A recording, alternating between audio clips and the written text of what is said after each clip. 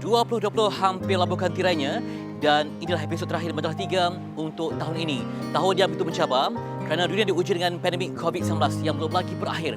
Dan sehingga ke hari ini, hampir 1.7 juta manusia telah pun terbunuh akibat krisis ataupun pandemik yang dianggap antara yang terburuk dalam sejarah kehidupan manusia moden.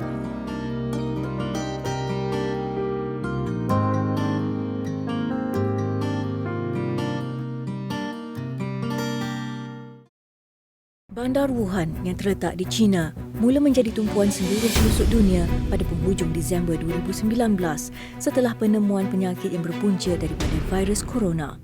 4 Februari lalu, misi pertama membawa pulang 107 orang yang terdiri daripada 88 rakyat Malaysia dan 19 lagi adalah pasangan serta anak mereka yang bukan warga negara.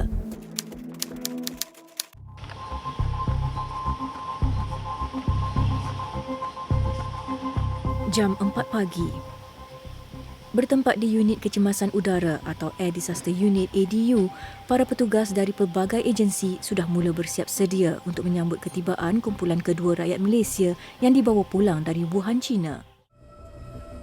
Usaha membawa pulang rakyat Malaysia ini bukan sahaja membabitkan kerjasama dua hala di antara kerajaan Malaysia dan China, malah turut melibatkan peranan pelbagai agensi kerajaan. Kesemuanya dibawa ke Air Disaster Unit ADU untuk saringan kesihatan dan pembersihan sebelum dikuarantin selama 14 hari.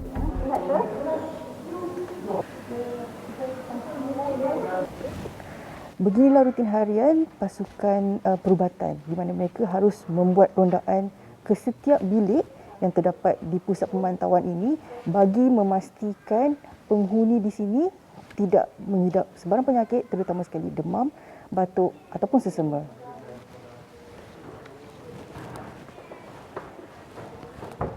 Hospital Sungai Buloh turut menjadi tumpuan masyarakat dengan kepakaran yang terdapat di sini. Wad 4C yang merupakan wad khas bagi penyakit berjangkit menjadi nadi bagi hospital ini dalam menghadapi pandemik COVID-19. Antara fasiliti yang melengkapi Wad 4C ini adalah monitor ini. Monitor ini berfungsi untuk menunjukkan kadar tekanan udara di dalam bilik pesakit yang menunjukkan udara daripada dalam bilik pesakit tidak keluar ke koridor wad. Seterusnya boleh memberikan ancaman kepada para petugas. Walau hampir setiap hari terpaksa menyarung PPE untuk menjalankan tugas merawat, Azilah tetap berhati-hati agar tidak mendedahkan dirinya kepada jangkitan wabak pandemik ini. Pertama kali memang sangat takutlah, tapi selepas diberi penerangan oleh pakar kami, so semangat dan teamwork rakan-rakan sekerja di paksi ni, saya rasa itu tanggungjawab kita oranglah. Di Malaysia, peningkatan kes secara mendadak pada penghujung Mac lalu menyebabkan penyusutan bekalan peralatan perlindungan diri atau PPE. Justru banyak pihak tampil secara sukarela berganding bahu menyediakan PPE untuk disumbangkan kepada petugas perubatan di seluruh negara. Dan Majalah 3 pada paparan kali ini bersama dengan mereka, golongan para sukarelawan yang mana turut sama membantu dalam menyediakan pakaian perlindungan. Tanggal 18 Mac lalu, bermula episod hitam dalam diari kehidupan Aiza Shazira Shahak. Suaminya, Inspektor Fairuz Sabrun, dikejarkan ke hospital kerana menyangkakan dijangkiti demam denggi. Namun pada keesokan harinya, suaminya sempat memaklumkan Aiza bahawa dia mungkin tidak dapat hidup lebih lama kerana disahkan positif COVID-19. Tarikh yang tak akan saya lupakan sampai bila-bila bila doktor telefon, Puan, kami minta maaf. Kami tak dapat selamatkan suami Puan dan suami Puan telah menghembuskan nafas yang terakhir. Masa tu handphone saya jatuh. Saya kata saya jatuh kat sebelah katil. Saya tak tahu nak buat apa lagi. Difahamkan jenazah pesakit COVID-19 berpotensi memindahkan virus corona kepada pihak yang menguruskan jenazah. Justru kesemua petugas maupun ahli keluarga yang terlibat menguruskan jenazah diwajibkan memakai PPE sebagai langkah perlindungan. Tidak seperti kelaziman, hanya 4 orang petugas termasuk waris sahaja yang dibenarkan terlibat sama dalam pengurusan jenazah keluarga mereka yang telah pergi buat selamanya.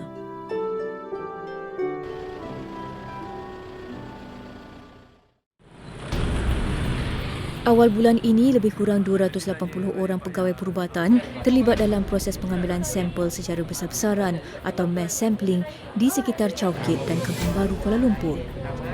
Makmal Kesihatan Awam Kebangsaan atau MKAK antara institusi penting dalam menjalankan diagnosis sampel COVID-19 di Malaysia. Disebabkan kita telah pun dilatih, mentally kita dah ready lah. Dalam waktu genting ini, Pusat Darah Negara juga turut tampil dengan penyelidikan bagi menggunakan plasma sebagai rawatan untuk pesakit COVID-19. Anak kelahiran Jitra Kedah ini menjadi penderma convalescent plasma sulung negara pada 2 April lalu. Tidak semua individu dibolehkan menderma plasma. Mereka perlu sihat daripada sebarang penyakit kronik, tidak mengambil sebarang ubat pada jangka masa panjang serta mempunyai tahap kesihatan yang optimum. Susulan PKP dilaksanakan pada 18 Mac lalu, banyak lokasi telah diisytiharkan zon merah berikutan pertambahan kes COVID-19 positif yang membimbangkan. Dan Kementerian Kesihatan Malaysia KKM mengambil keputusan melaksanakan Perintah Kawalan Pergerakan Diperketatkan PKPD bagi membendung penularan wabak virus COVID-19. Ketika ramai antara kita diulit mimpi, beberapa trak ATM yang dipenuhi anggota celuring hijau dan kawat berduri ditemani PDRM serta beberapa agensi penguatkuasa yang lain menjalankan misi memagar kawasan yang diisytiharkan sebagai PKPD. Jeneral Tan Sri Datuk Sri Haji Effendi Buang TUDM turut turun padang ke PKPD Selayang Baru. Panglima Angkatan Tentera Malaysia ini sangat berpuas hati dengan kerjasama ATM dan PDRM dalam memerangi pandemik COVID-19. Di awan biru, kelihatan helikopter AS355N PGU membuat rondaan.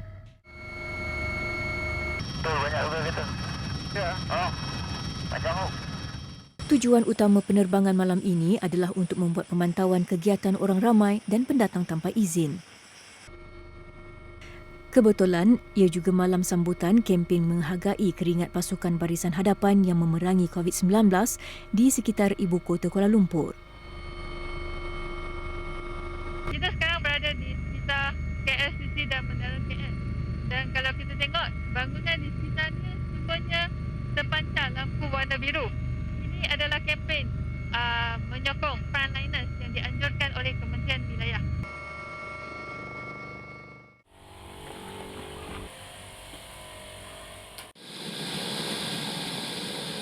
Di waktu sama, proses penghantaran bekalan PPE oleh PGU ke Kuching Sarawak masih berterusan.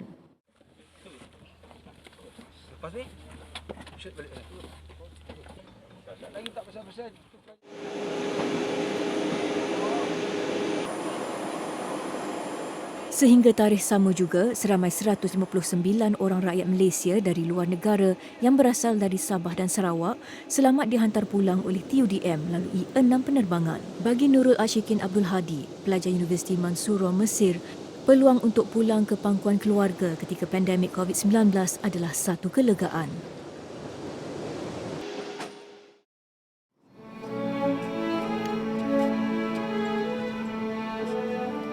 Sambutan Hari Keputeraan rasmi Seri Paduka Baginda yang di-Pertuan Agong kali ini sunyi sepi akibat penularan COVID-19.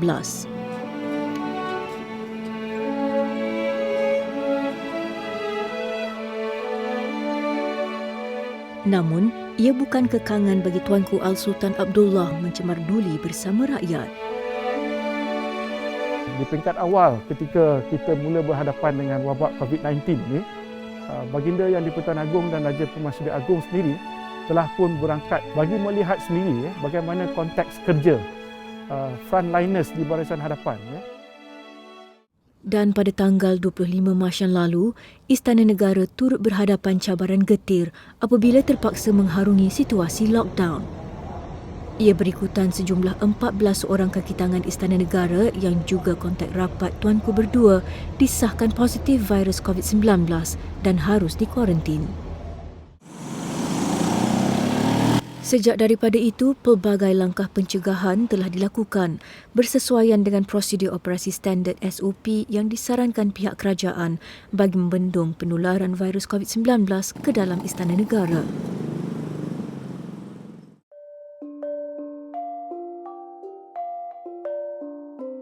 Walaupun Istana Negara kini mengambil langkah berjaga-jaga dalam menerima kunjungan tetamu, ia tetap tidak menghalang daripada majlis penting untuk dijalankan. Namun, seluruh rakyat Malaysia perlu berganding bahu berjihad bersama Wira Barisan Hadapan agar kita mampu kembali menjalani kehidupan seperti sedia kala demi kebaikan bersama.